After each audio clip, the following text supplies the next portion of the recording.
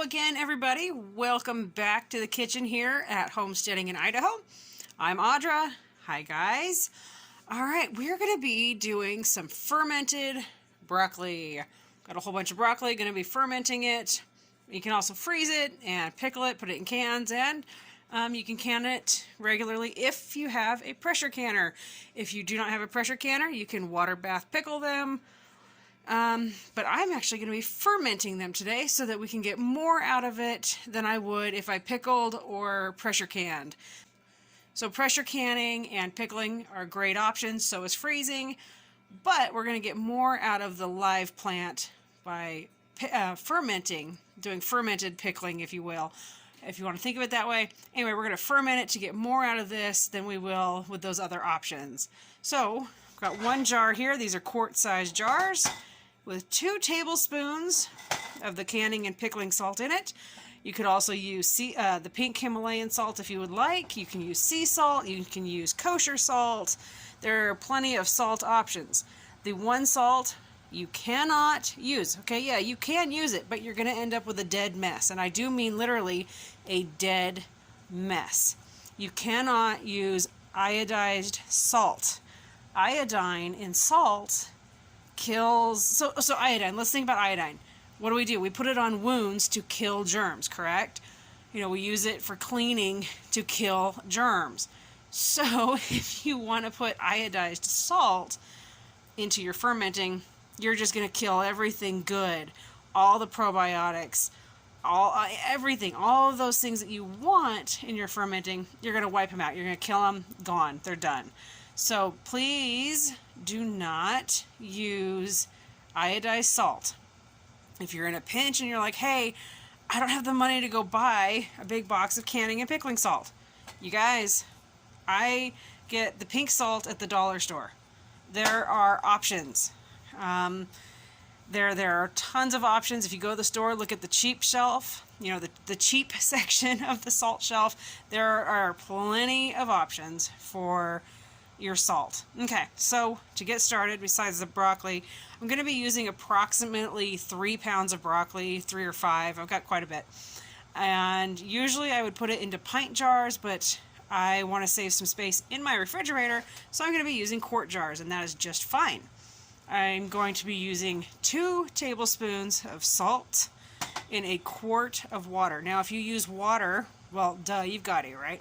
Anyway, the water you need to use, if you live in the city and you're on a system that puts things in the water to clean your water, you know, there are different things that cities put in their water. You cannot use that water. It's going to kill your ferment. You either need to go get clean water from the store, you know, the filtered water, or if you live on a well and your water is good, then you can go that direction as long as you don't treat your well water. I live on a well. We do not treat our well water, so I am able to ferment with the water from my well. So I'm going to get some water, fill this up, swirl it, and while that's dissolving, I've got my broccoli here. I got started so I could show you. Start with a head of broccoli. Please make sure it's good broccoli. There's nothing wrong with it. No black spots, no slime, no gunk. Okay, please don't be using anything in a ferment that has something wrong with it. You're going to create a very bad batch. My jars are all clean, just like if I was going to be canning or pickling. They're all nice and clean, nice and sterilized. I'm going to be taking these guys and stuffing them into my jars. Okay, you're going to stuff them in there. Now I need to get the water in this and get the salt dissolved. I gotta get my salt dissolved in the water. Can't even talk, you guys. And I'm going to actually be using more than just a quart with 2 tablespoons of salt because I'm using quart jars. If I was using pint jars, I might be able to get away with just 1, but I'm going to probably be using 2. So yeah, you do need to use the correct salt solution. It might sound like a lot. You're thinking 2 tablespoons. That's quite a bit. You have to use the correct salt amount in your brine for the different vegetables you're using. For this case, broccoli, you need a 2% solution. So that's why 2 tablespoons to 1 quart of water. So when your brine is over your broccoli, because broccoli's got some squish to it, see it's got, it's going to push back. And anything that you cover with water is usually going to float. So you've got some different options. The one I'm going to use today is a glass puck. And see, it's got this wonderful thing here. You can pick it up. It's by Silverware. It's called a fermentation weight. We also call them a puck. Anyway, we're going to have that in there. Now, you can have your broccoli plain if you want. This particular broccoli batch that I'm doing for fermenting, I am going to sprinkle some crushed red pepper in there and some celery seed. I don't have any dill handy at the moment, but sometimes I'll put dill in there. You can use actually pickling spice, tastes just fine in there, even though you're not really pickling. It just adds some really good flavor. There's a lot of different options you can put in there when it comes to, spicing it up. You can put garlic cloves in there. You can sprinkle garlic in there. So whatever it is you're kind of looking for to jazz it up, or you can just try it nice and plain.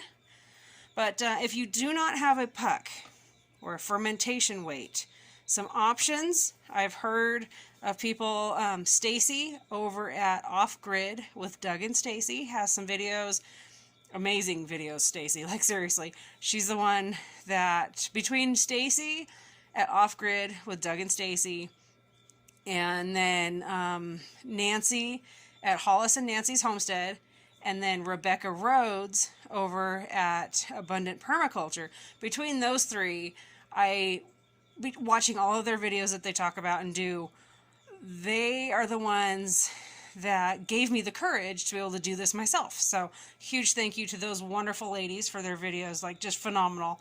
Now, if you like anything authentic Korean, you've got to jump over to Nancy over at Hollis and Nancy's Homestead, because her recipes are just phenomenal.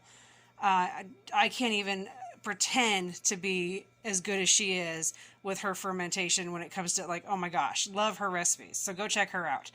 Stacy's got some amazing recipes. Rebecca over at Abundant Permaculture has got some amazing things that she shows. So go check those ladies out. They all deserve for you to go pop over and show them some love and see what they've been doing. Okay, so back to it. So Stacy over at Doug and Stacy, she before she had these guys, she said one video that she went out and found a rock about the size of the top that she needed, and she washed the rock really, really well, and that's what she held it down with. In the past, I haven't done the rock, sorry Stacy, just haven't done it, haven't been brave enough to do that one. In the past, when I didn't have these, would just fill this extremely, extremely full. Like, we're talking to the top, which is crazy because it's going to end up bubbling like a mad thing as it ferments. But I would fill it as full as I could. And then I didn't have these airlock lids, which are amazing, you guys. Those are well worth the price. Anyway, I didn't have those. So what do you do when you don't have those? Well, like here, this is my jar of Himalayan sea salt, or Himalayan pink Himalayan salt, y'all. Anyway, I just used a coffee filter, a couple of them over the top to keep stuff out of it. So I've done that over my ferments, and then put a jar or a rubber band, like a jar lid, not the flat, just the ring, or a rubber band to hold it down. Or I have used cheesecloth. So you've got some different options. You don't have to have these fancy things to get started. I literally only recently got these. My wonderful husband purchased those for me. But other than that, before that, I was using coffee filters and the cheesecloth. I think I said cream cheese earlier. I've got cream cheese on the brain. Maybe if I said it. If not, now you know. Anywho, so that's what you're going to do. I've got this water. It's not hot. I did use some hot water to, like, and swirled it around, but then I added cold water. But before I do that, I am going to sprinkle some seasonings in there. This is the crushed red pepper. And you can add as little or nothing, or however much you want. I'm just going to, and then the celery seed. I'm trying to remember some of the other seasonings that we've done that are really, really good. And of course, as I'm talking to you guys, and I made the mistake of not grabbing my journal that has a lot of my notes in it. I just, for some reason, whatever reason, I can't remember. That's okay. We'll cover those in other videos. So anyway, I've got that in there. Got my brine up and over. I'm just going to fill it. Now, see how far I filled it? Because I'm going to take my puck And, whoop, too much. I knew I was going to do that. It's so easy to overfill, which is fine. It happens. So I put some of my seasoning.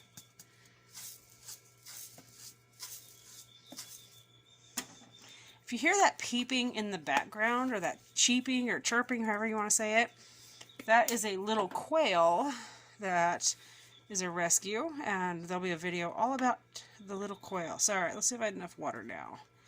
Not quite. See, it's kind of a back and forth when you do this. Just a little more brine.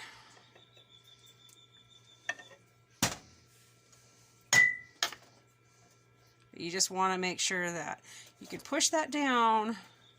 It's got the vegetables underneath the water, because anything above the water, you're allowing the chance for microorganisms to come in there and create potential for mold and spoilage, which you do not want. Another thing you can do is turn your jar just a little bit, because air bubbles will get caught in the broccoli. Now, if we were canning, we would stick a knife in there and move the knife around. I'm not going to do that because I'm fermenting. So there we go. Got the puck on there. It's going to hold that down. I'm going to put this over the top, and then I'm going to go get myself one of my canning rings, one of the wide mouth rings. Actually, I've got one right here. You can hear the little quail in the background talking his head off. He gets so, or he, she, we're not sure what if it's a boy or girl yet. Anyway, the little quail gets so excited. Anyway, I'm going to have to use two hands to get this.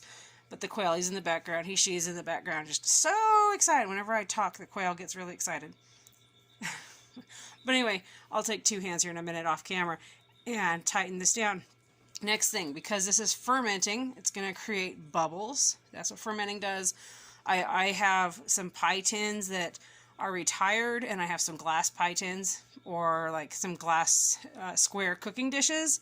I just set those inside of those so that as it bubbles out, because this will spit and hiss and everything else as it ferments.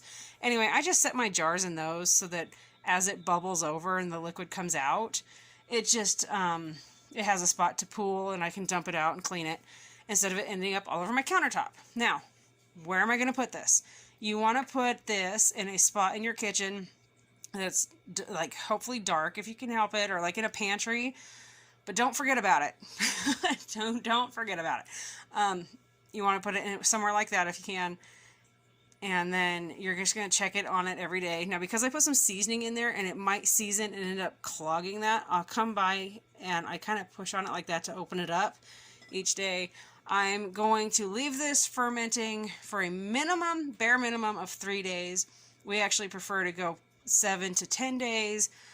And you want your temperature to be like in the 70s. Anything higher than the 70s, you end up with a fast ferment. And especially if you have sunlight on it, it can actually ruin your ferment. So you really want it in a corner where it's no direct sunlight, no major heat, so that this has a chance to ferment. The longer it ferments, you're going to end up with more of a sour vinegar taste. So, after 3 days, pop it open, see what you think. Sometimes I go 5 days, 7, or usually at the absolute longest is 10 days. And you want that time. You want those to be able to build up and create that environment that is creating good food for your gut. So anyway, so after that, you've got it all done, and then what do you do with it next? Well, next, bear with me, so I save lids. This was actually from our goat. It says hazel colostrum. Yep, we save goat colostrum even. Anyway, so I save these lids. So this lid I save because, as you can see, there's no rust on it. There's nothing wrong with it. It's a safe lid, except for it's not safe to reuse for water bath or pressure canning. One time, no more. So I will reuse it on when I ferment. So after the time frame for this to be pickled and done, then I will put that other lid on it, put the ring back on it, tighten it down, and in the fridge it goes. In the refrigerator, we keep stuff, if we don't eat it pretty quickly, we have stuff that's been in there 6 months, 4 months, and probably shouldn't say this, but we even have stuff that's probably been in there a year and it's just fine. But you do need to check it, make sure there's nothing wrong with it. If you end up with black growth or hairy growth, it's not really a good sign. Stuff like that. If you end up with a terrible smell, not a good sign, toss it out. If you're one of those folks, like we give a lot of things to our chickens, but if your ferment goes bad, please do not give it to your chickens. If you don't want it, your chickens don't want it. It's okay to compost, but please do not feed it to your critters. That includes pigs. Probably not the greatest idea. So there you go. That's how I do this. I am going to get some painter's tape and put a little tape on the side with today's date so I know how long this is going to be fermenting, because I do have multiple batches that I ferment.